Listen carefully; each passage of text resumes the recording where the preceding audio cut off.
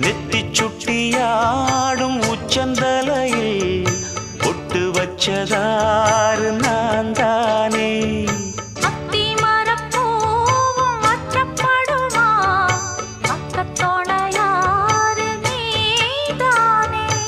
ஆசை பேச்சில் பாதி மூச்சில் லேசாதேகம் சூடேற